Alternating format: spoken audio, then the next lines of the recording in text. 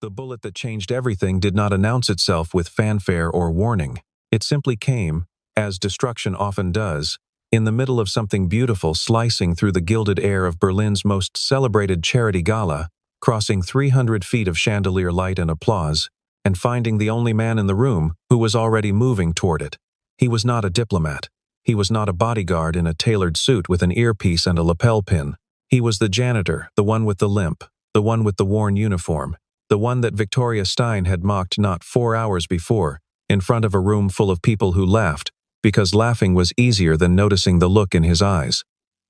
That look, still and deep, and carrying something that had no name in the language of galas and press releases and charitable endowments. She would spend a long time afterward trying to give it a name. Victoria Stein was 36 years old and had spent most of those years being the most competent person in any room she entered. She had graduated summa cum laude from the London School of Economics at 22, completed a dual executive program at INSEAD at 25, and assumed the role of Chief Executive Officer of Stein Global, her father's multinational investment and infrastructure firm, at 33, 2 years after the board had agreed, cautiously, that she was ready. She was, by nearly every objective measure, exceptional. She was also, by nearly every subjective measure, exhausting to be around. Not because she was cruel in the way that small people are cruel, petty, spiteful, grinding grudges like grain. She was cruel in the way that precision instruments are cruel. She cut cleanly, efficiently, and without the awareness that cutting hurt. She expected perfection because she delivered it, and she had never fully learned to account for the gap between what people were capable of on their best day and what they managed on all the others. Her father had tried to teach her this, many times, in his soft and patient way. She had always heard the lesson and failed to absorb it. The gala was her idea. Stein Global's annual charitable event had grown under her stewardship from a modest black-tie dinner into the most sought-after invitation in Berlin's philanthropic calendar: 300 guests, six-figure table placement, a live auction that had raised 11 million euros the previous year, and a program carefully curated to position Stein Global not just as a financial powerhouse, but as a civic institution. Tonight's event was the largest yet. Politicians from 4 countries were in attendance, along with the heads of 2 sovereign wealth funds, 3 heads of state-adjacent foundations, and a rotating gallery of Europe's most influential private citizens. Victoria had overseen every detail: the floral arrangements imported from the Netherlands, the chamber quartet performing Brahms in the East Wing, the catering sourced exclusively from Michelin-starred kitchens across the city. She had not slept properly in 4 days. The dark circles beneath her eyes were hidden beneath makeup that had cost more than some people's monthly rent. She wore a charcoal Valentino gown that moved like water and showed nothing but the straight line of her spine and the cool command of her expression.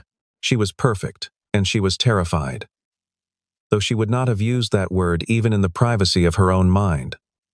The word she used was prepared. She was always prepared. The terror was something else, something older, something that lived in the part of her that still, at 36, looked at her father when he entered a room and wanted to be seen by him as more than the daughter he had trusted with his life's work. Otto Stein was 71, silver-haired, and possessed of the kind of warmth that had always made Victoria slightly envious, because it came to him naturally, and she had to work for every approximation of it. He was beloved by the people who worked for him in a way she had never quite achieved, and while she understood intellectually that this was partly a function of his being the founder and partly a function of her being the enforcer, she had never stopped wanting it anyway. He was arriving later in the evening, a deliberate piece of staging she had arranged, so that his entrance would carry the maximum gravitational pull through the crowd. In the meantime, she moved through the room like a current through wire, controlled, purposeful, generating exactly as much heat as the circuit required. It was while crossing the main hall, 40 minutes before the first guests arrived, that she saw him. He was pushing a wide floor mop across the marble near the service entrance, moving slowly and with a slight drag in his right leg that made his gait uneven, not dramatically so, but enough to notice, enough to disrupt the visual rhythm of the room she had worked so hard to compose. He was perhaps 40, perhaps a few years older, with dark hair going gray at the temples, and the kind of face that had been weathered rather than aged, the difference being that weathering implies something that happened to a face from the outside rather than from within. He wore the gray uniform of the building's maintenance staff. He did not look up when she approached. She stopped. Around her, 3 junior event coordinators paused as well, tablets in hand, waiting. "Who authorized maintenance staff to be in the main hall at this hour?" she said, and her voice was not loud, but it carried the particular quality of a voice accustomed to carrying. The man with the mop did not respond immediately. He finished the stroke he was in the middle of, slowly, and then straightened and looked at her. His eyes were the color of winter sky, pale and very clear, and there was something in them she did not have time to interpret because she was already continuing. "This is going to be on camera in 40 minutes, she said. "We don't need the aesthetic of a hospital corridor." One of her coordinators laughed a quick, nervous sound. Someone else murmured agreement. The man with the mop held her gaze for a moment, the way a person holds a gaze when they have decided not to say what they could say. And then he nodded once, turned the mop, and moved toward the service corridor without a word. Victoria watched him go with the flat satisfaction of a problem redirected, and then turned back to her clipboard. She did not think about him again for another 3 hours and 50 minutes. The gala opened brilliantly. The Brahms Quartet gave way to a jazz ensemble at 9 o'clock, and the sound warmed the room the way good music always does, loosening the formality just enough to let conversation breathe. Victoria moved through the crowd with practiced fluency, pausing at the right tables, deploying exactly the right level of charm for each cluster of guests, more deference for the politicians, more confidence for the financiers, more warmth for the foundation heads who needed to believe that Stein Global cared about things beyond its quarterly returns. She was good at this, even if it cost her. By 10 o'clock, she had cycled through a third of the room and had drunk exactly half a glass of champagne, which was her firm rule at events she was managing. She needed her edges sharp. She noticed the janitor again, peripherally, near the east corridor. He was not mopping now. He was standing still, holding a clipboard, a prop, she assumed, some cover story the building maintenance crew used when they needed to be present backstage during events. But something in his stillness caught the corner of her attention and held it for half a second before she released it and redirected to the conversation at hand. Later, she would think about that half second. Later, she would understand that her instincts had seen something her conscious mind dismissed. Marcus Webb, the head of Victoria's personal security detail, was a former British Army veteran who had spent 12 years in close protection work before joining Stein Global 6 years prior. He was not a man who startled easily or who spent his evenings feeling uneasy without cause. But by 9:30, he had developed a low-grade unease he could not fully account for, and by 10, he had located its source. The maintenance worker near the east corridor had been standing in the same position for 11 minutes without moving to clean anything, and in Marcus's experience, maintenance workers who were doing their job did not stand still for 11 minutes. He began to make his way across the room, slowly, so as not to draw attention. He had gotten within 30 feet when he noticed something else. The man's left sleeve had ridden up slightly at the wrist, and on the inside of that wrist, just below the vein, was a tattoo. It was small, and it was old. The ink faded to the blue-green of deep water, and the design was one that Marcus recognized from a briefing he had attended 7 years ago at a joint security conference in Brussels. It was the mark of a specific European Special Operations Unit, one that, officially, did not exist on any public organizational chart, and whose members were never, as a rule, identified by name. Marcus stopped walking. He stood very still. The specific mark on the inside of that wrist was not something he had encountered in person before, only in a briefing document, printed on paper that had subsequently been collected and shredded in the room where the briefing was held. The document had described the unit in language that security professionals used when they needed to acknowledge something's existence without committing to any formal record of it. A joint European capability, operating in third-country theaters, with neither the budget lines nor the organizational chart of anything that could be audited or subpoenaed. The people who served in it were, for operational and legal reasons, persons who officially did not serve in it. Marcus had understood this to be bureaucratic convenience at the time. Standing now in the middle of a charity gala in Berlin, looking at the man on the far side of the room, who was wearing a maintenance uniform, and who had just, apparently, been watching the same room Marcus was paid to watch, but with considerably greater attention. Marcus understood it as something else. It was the institutional equivalent of removing a fingerprint, and the man with the removed fingerprint had already turned his head and was looking at him across the crowd with an expression of absolute calm, and Marcus understood in that moment that whatever was happening, this man had already seen more of it than he had. Otto Stein arrived at 10:15 to a standing ovation that moved through the crowd like a warm wind. He was not a tall man, and he did not project the physical dominance that some wealthy men cultivate as a substitute for depth. But he had a quality of presence that made a room feel safer when he entered it, as if his certainty about what mattered had a structural function, the way a keystone has a structural function. Victoria watched him from the edge of the stage, and for a moment the whole careful machinery of the evening fell away, and she was simply his daughter, watching her father walk into a room, and feeling something warm and uncomplicated move through her chest. He caught her eye across the distance and smiled. And she looked away first. Because she always looked away first. Among the guests who had arrived in the past 90 minutes, one had drawn no particular attention, and was designed not to. He had a name on the guest list, a name that corresponded to a Dutch foundation involved in Eastern European development finance, and his suit was well made, and his manner was unremarkable, and he held his champagne with the ease of a man accustomed to rooms like this. His name was not what the guest list said it was. His relationship to Otto Stein was not philanthropic. He had spent the past 14 months arranging for this evening. And he had brought with him, in a service vehicle parked 2 blocks away, a man whose professional specialty required patience and a steady hand, and no particular feeling about the people in the crosshairs. He had paid a great deal for both the patience and the hand. He believed it would be sufficient. Elias Hart had spent 20 minutes watching the man with the Dutch Foundation name. And in those 20 minutes, he had identified 3 things. The man checked his phone at irregular intervals, using a pattern that was not random but signaled. He had visited the Northeast Corridor twice, without going far enough to reach the restrooms, and he had spent 11 seconds watching the stage during Otto's arrival, before redirecting his attention in a way that suggested the watching had been inventory, not admiration. Elias had also noticed, in the previous 40 minutes, a member of the catering staff who moved with the efficiency of someone who had trained for movement in confined spaces, and who had positioned himself, over the course of the evening, in a place that provided an unobstructed line of sight to the stage. The man was doing this with a degree of naturalness that would have fooled most observers. He carried a tray. He responded to requests. He nodded at a colleague with the ease of a man doing a job he did regularly. But his eyes went back to the stage with an interval, and an angle that was not the curiosity of a caterer watching a wealthy man make an entrance. It was measurement.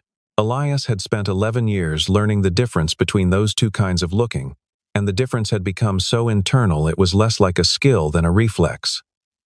He did not have a radio. He did not have a weapon. What he had was time, and time was running out. He moved toward Marcus Webb and covered the distance in under a minute, which was faster than his limp usually allowed, and the cost of that speed was registered privately, in the compressed line of his mouth. He reached Marcus and said, quietly, 2 sentences, the first identifying himself by a designation number that Marcus recognized from the briefing document, the second describing the position and likely weapon of the catering staff member with the measurement gaze. Marcus listened with the stillness of a man who has been trained to receive information without spending time being surprised by it. He was not fast enough. None of them were. The sound was not the thunderclap of cinema. It was a crack, sharp and singular, and wrong, in the way that sounds are wrong when they belong to a different category of event than the one you believed you were in. It came from the Northeast Corridor, passed through the crowd at an angle, and was aimed at the man standing at the center of the stage. Otto Stein had just raised his hand to begin his remarks, and the gesture had the accidental quality of a man reaching for something he did not know was coming toward him. Elias was already moving. He had begun moving a half-second before the shot, which was the margin between what he had calculated and what he had hoped to prevent. He covered the distance to the stage in a way that should not have been possible for a man with a compromised right leg. And in the chaos of the crowd, breaking apart, screaming, surging, the elegant architecture of the evening dissolving into pure animal panic, No one saw him clearly, except Victoria, who was standing close enough to the stage that she had not yet run. She saw him launch. She saw the geometry of it, the angle of the bullet's path, and the angle of his body intercepting it, the physics of sacrifice rendered visible for one terrible suspended second. She heard the impact before she understood it. She saw him fall. The bullet had taken him in the upper left shoulder, which was not the kill zone it was not aimed for, but it was not nothing. He went down hard, onto the stage, and the marble accepted him without ceremony. Otto, who had been knocked aside by the force of Elias's intervention, was on his knees 2 feet away, unhurt, staring at the man who had just remade the geometry of the evening with his body. Security closed around both of them. The crowd was beyond the edge of the room now, a roar of panic outside the building's walls. The orchestra had stopped. The catering staff member with the precise posture was on the floor, face down, with Marcus Webb's knee in his back. Victoria had not moved. She stood at the edge of the stage and looked at the man on the marble, at the dark stain spreading through the gray of his uniform, at his face, which was turned upward and entirely composed, not pale with shock, not clenched with pain, but settled, the way a man's face settles when he has done the thing he came to do. His eyes found hers across the chaos, and he said something. She was close enough to hear it over the noise. He said, "He's still not safe." And then his eyes closed. The hospital was a 40-minute drive across Berlin, and Victoria made it in 22.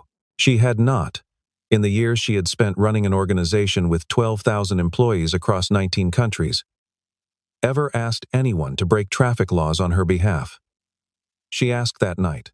The surgeon who worked on Elias' heart described the procedure afterward as routine for the caliber and position of the wound, which Victoria understood to mean that the bullet had not hit anything it could not miss, and that he would survive, and she stood in the corridor outside the operating room for 2 hours without sitting down, and felt something she had no immediate name for collecting behind her sternum, like pressure behind a dam. She went back the next morning, and the morning after that, she told herself it was obligation that someone from Stein Global needed to be present, that there were legal and administrative dimensions to the situation that required her personal attention.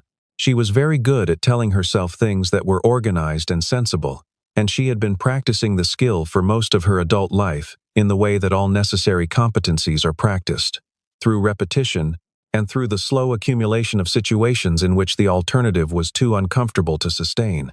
But there is a kind of organized, sensible thinking that is genuinely useful, and there is a kind that is simply the mind's way of accompanying the body to a place it has already decided to go, and providing an acceptable reason for the journey. Victoria sat in the chair beside his bed each morning and told herself she was attending to the administrative dimensions of the situation, and gradually, over the course of the second and third visits, stopped believing it entirely. She sat in the chair and looked at his hands, which were the hands of a man who had worked with them in ways that no amount of janitorial work could account for: the specific calluses, the particular geometry of old scars, the way they rested on the blanket with the stillness of hands that knew how to be still when stillness was required. On the third morning, she asked her head of corporate intelligence to run a background check. The results arrived by afternoon. The results were strange. Elias Hart's employment record with the building maintenance company dated back 18 months and was entirely unremarkable: regular hours, no disciplinary incidents, positive supervisor assessments. Before that, there was nothing. Not a gap in employment, nothing. No tax records, no residential history, no digital presence of any kind. It was the profile of a man who had not existed, in any traceable sense, until 18 months ago, when he had applied for a job, pushing a mop through the buildings of central Berlin. Otto's investigation moved faster and in different channels. The former security attaché he contacted through a back channel in the intelligence community took 48 hours to come back with an answer, and when he did, he came back with less than he had hoped and more than he expected. The name Elias Hart was not a name that appeared in any official record, but there was an unofficial record, a file that existed in a category of files that were not supposed to exist, and in that file was a personnel assessment for an operative who had served with a joint European counterterrorism unit for 11 years across 14 countries, who had participated in operations against 3 major transnational networks, whose last mission had been in the Syrian border region, and who had been listed as missing following the failure of an extraction operation in which 4 of his 6 teammates had died. The file had been closed and sealed. The man it described had, in the language of such documents, ceased to be operationally relevant. He had, in the language of actual life, come home to Berlin and gotten a job pushing a mop. Because that was what was left when you had given everything else away. Victoria sat with this information for a long time. She sat with it the way you sit with something that reorders the architecture of things you believe to be settled. She thought about the moment in the main hall, the mop, the gray uniform, the limp, the words she had said, the coordinator's nervous laugh. She thought about the look on his face as he turned away. She had read it, in the moment, as the face of someone accepting correction. She understood now that it was the face of someone choosing, quite consciously, and with complete authority, not to say what he could have said. That was a different thing entirely. That was the face of a man whose capacity for restraint was so developed that it had become architectural, a load-bearing feature of who he was. Elias was discharged from the hospital on the 5th day, which was 3 days earlier than the medical team had recommended. Victoria was informed of this development by a nurse who found it unusual. She was not surprised. She had begun, over 5 days of hospital chairs and untouched coffee and conversations that kept finding edges she had not expected, to develop a working model of who Elias Hart was, and the working model did not include staying in bed when there was still something left to do. The investigation into the shooting had expanded in the days since the gala. The shooter, the catering staff member with the precise posture, had refused to speak, which was consistent with professional training. The man from the Dutch Foundation had disappeared from the guest list's corresponding hotel room within 90 minutes of the shooting, which was consistent with someone who had prepared a departure contingency. What the investigation had uncovered, through a combination of Stein Global's corporate intelligence resources and the German federal authorities who were now formally involved, was the outline of something larger, a network of financial interests that had, over the previous 2 years, quietly accumulated grievances against Otto Stein, specifically related to a series of anti-money laundering initiatives he had championed through his foundation work. These initiatives had, apparently, disrupted mechanisms through which a significant volume of Eastern European capital had been moving into legitimate Western markets. The people whose capital this was had not been pleased. The gala had been the chosen occasion not from any particular symbolism but because it was the most predictable moment in Otto's schedule, the one event he attended annually that was publicly announced months in advance. When Elias appeared at the Stein Global security briefing on the 6th day, uninvited, Victoria was angry in the practiced way. She was angry when she felt something else underneath and did not want to examine it. She told him he was not authorized to be in the briefing. He listed, from memory, 7 gaps in the current security protocol that the assembled professional team had not identified. He was calm about it, not smug, not demonstrating, just informing, the way a surgeon informs rather than performs. She looked at the gaps, she looked at the team, she looked at Elias. She said, after a silence that was longer than she usually allowed herself, "Fine." And that was the beginning of the strangest professional collaboration of her life. They worked in close proximity over the following days. Elias moved through the task with the same economy he had brought to the mop. Nothing wasted, nothing performed, everything directed toward the function at hand. He was not easy to talk to in the way that most people meant easy. He did not fill silences because silences did not bother him. He did not ask questions he did not need answers to. He did not offer information about himself, except in the places where it served the work. Victoria, who had spent her professional life surrounded by people who talked more than they thought and thought more than they listened, found this both irritating and, in a way, she was reluctant to examine, restful. There was no performance to navigate. There was only the work and the truth of the moment, which simplified things considerably. It was during a late evening working session, in a secure room, in the Stein Global offices, the kind of session that happens at 11 o'clock at night, when the adrenaline that has been sustaining the day's work has metabolized into something quieter, that she asked him about Syria. She had not planned to ask. The question arrived the way honest questions sometimes do, through a gap in the performance rather than a decision to speak. He was quiet for long enough that she thought he would redirect. Then he said, "There were 6 of us on the extraction. We had the target. We had the route. We had confirmation the window was clear." He stopped. She waited. "The window wasn't clear," he said. "Somebody moved the asset, and then 4 men who had trusted me for 11 years were in a building that came down on top of them, and I was the one who walked out." He said this with the flatness of someone who has said it so many times inside their own head that the words have worn smooth, the way river stones go smooth, the roughness ground away by repetition. "I spent a long time figuring out who I was after that," he said. "The job was part of the answer. Not the mop, I mean getting small. Getting invisible. Being in rooms where nothing was at stake." She nodded. She understood something about the desire to manage one's environment to a scale where failure was survivable. She understood it more than she wanted to admit. "You weren't invisible," she said. "Not to anyone who was actually looking." He looked at her. Something passed between them that was not, on that particular evening, given a name. Both of them were accustomed to not naming things. The internal betrayal was discovered on the 8th day. Marcus Webb, running an audit of communications logs at Elias's suggestion, found a pattern of encrypted messages originating from a device registered to the head of Stein Global's long-term security infrastructure. A man named Daniel Forsyth, who had been with the company for 9 years and had been, by all institutional assessments, its most trusted protective resource. The messages corresponded, in timing and apparent content, to the preparatory phase of the Gala operation. Forsyth had provided the network with the details they needed: the schedule, the venue layout, the security positioning, the location of the cameras that could be reliably avoided. He had been paid. The amount, once traced, was significant. He denied everything for 6 hours of formal questioning, before the communications logs made denial structurally impossible. Victoria was informed of the Forsyth situation while Elias was in the room, which meant she had to manage the specific texture of her reaction, the anger, and underneath the anger, the particular shame of having trusted something that turned out to be hollow in front of him. She managed it, mostly. But he saw the rest of it.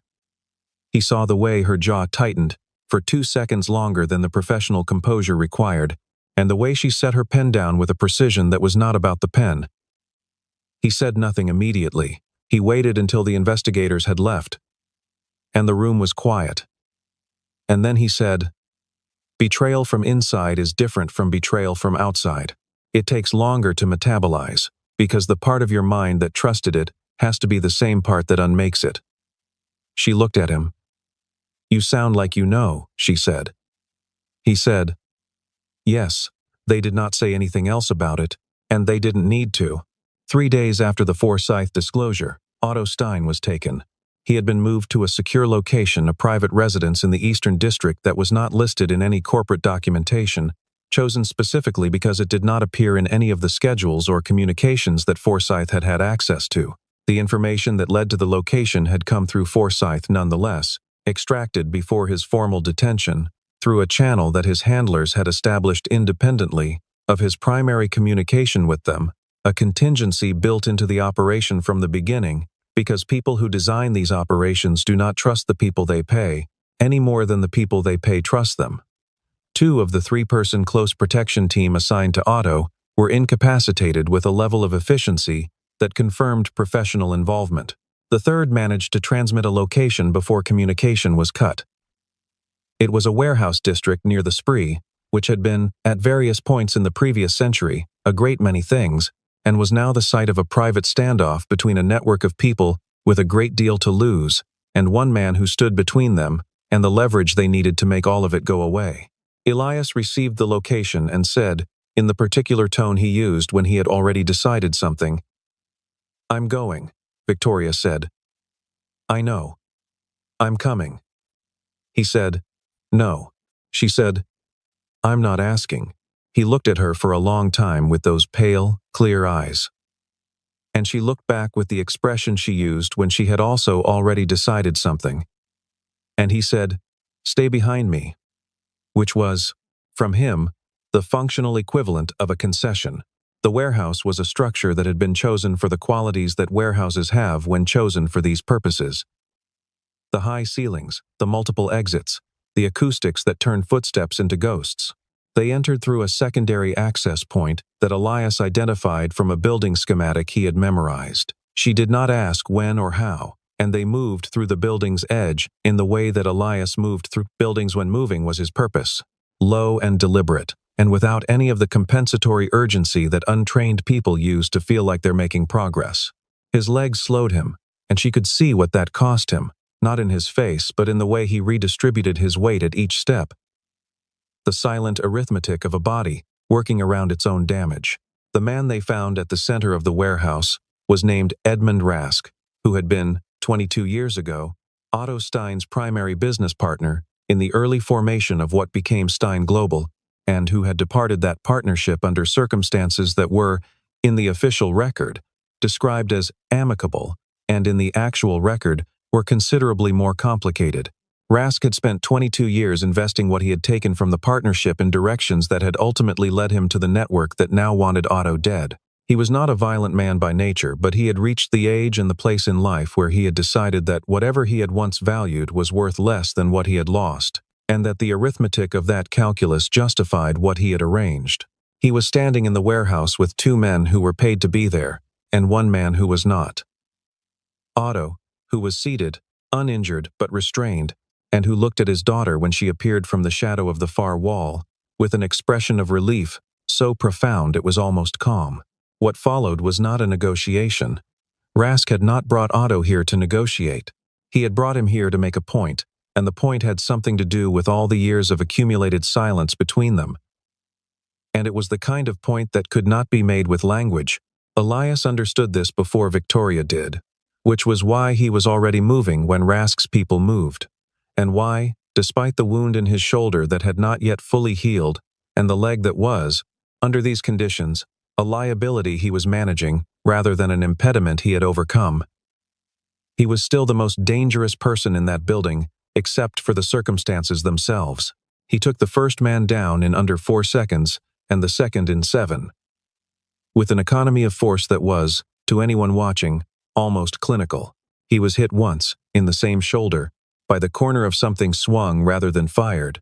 Rask's people were not authorized to shoot inside the building, which was one of the calculations Elias had made before entering, and he registered this injury, the way he registered all injuries in the middle of something, as information, not as interruption. Victoria did what she did, which was think. She had spent the transit to the warehouse, studying the building schematic and the financial architecture of Rask's network simultaneously, because her mind did not single task under pressure. She had identified, during that study, the particular legal exposure that Rask had created by orchestrating the events of the previous 10 days, an exposure that, once made visible to him, altered the calculation he was making in real time.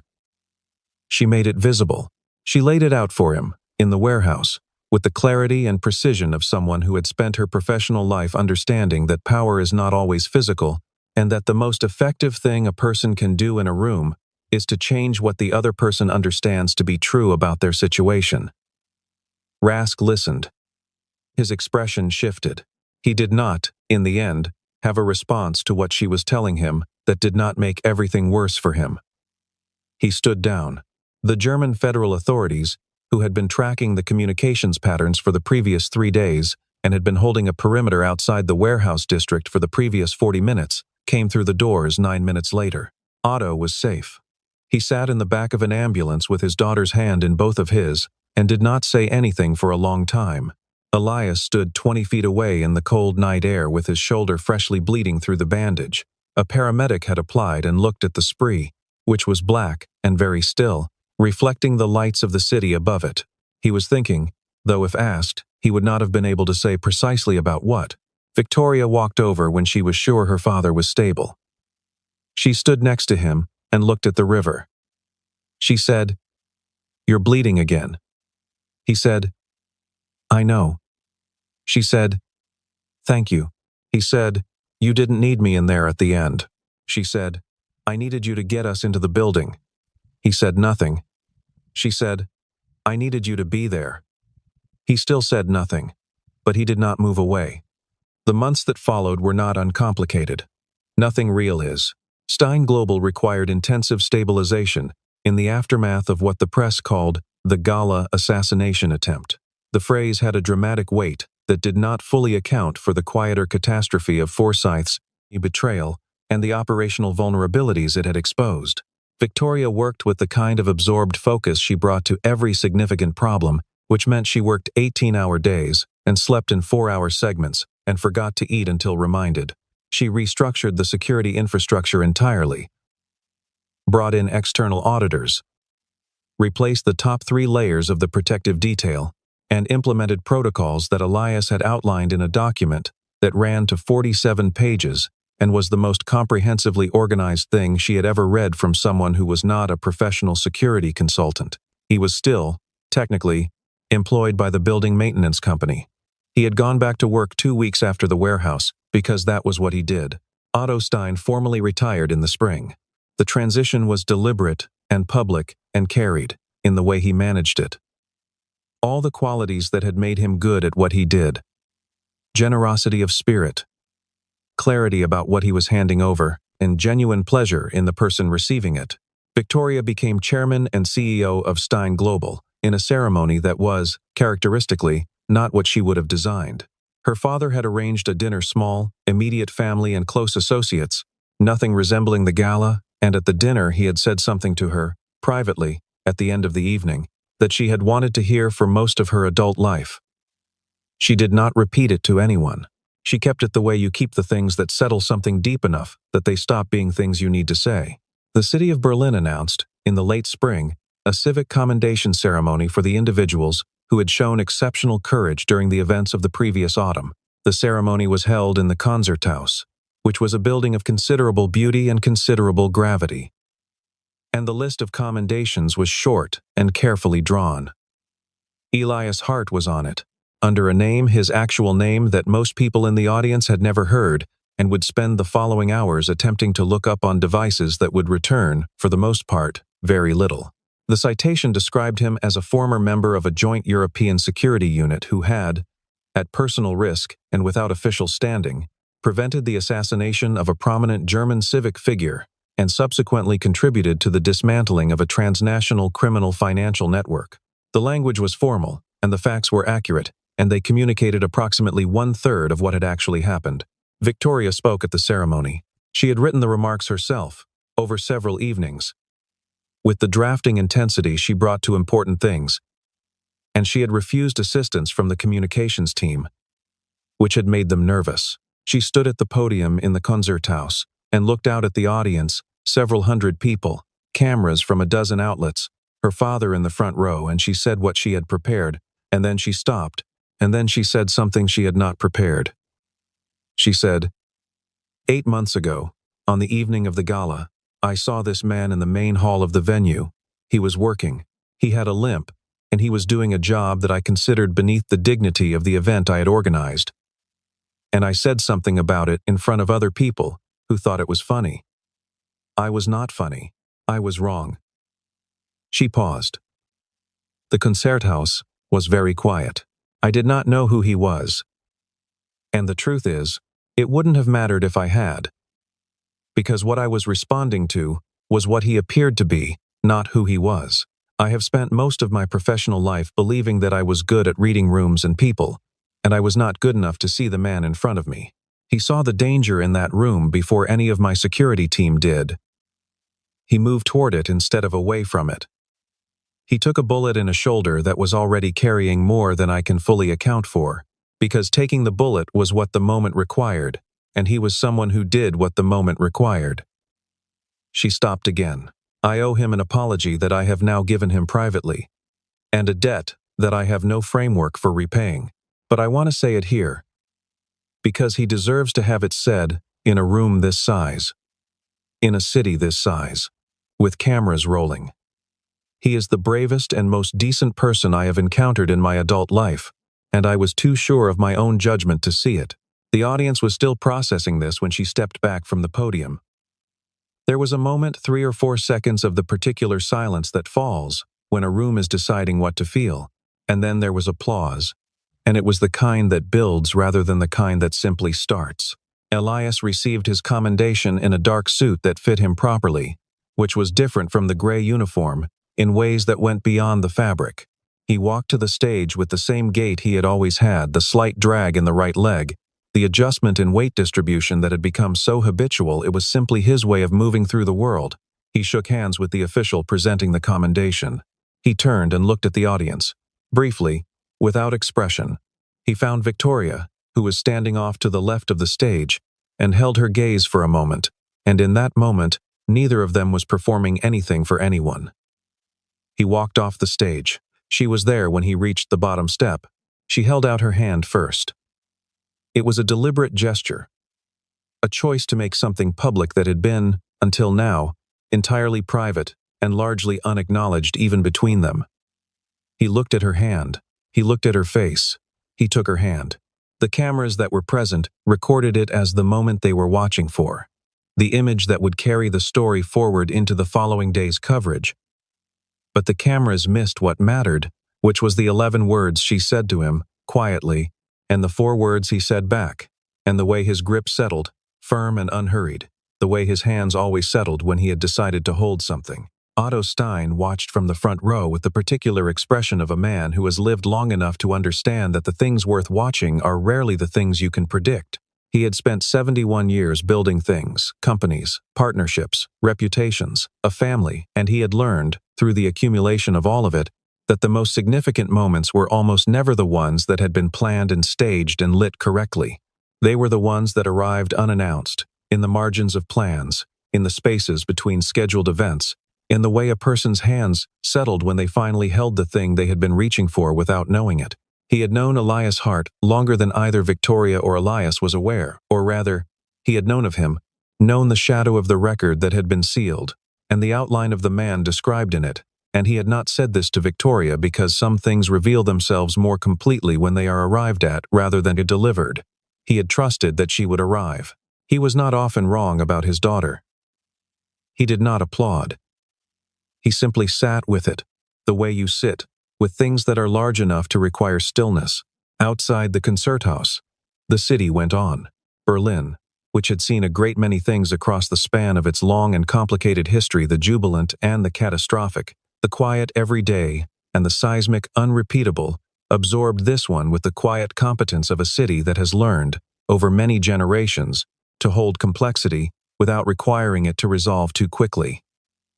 There is a kind of civic maturity that comes from having been broken and rebuilt, from having had certainties stripped away and replaced with harder-won ones, and Berlin had this quality in its stone, and its light, and the pace at which its people moved through its streets.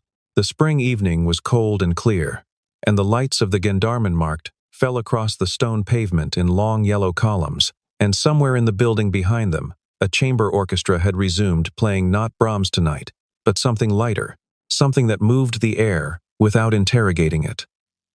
Elias Hart stood in the cold and breathed it in, and Victoria Stein stood beside him.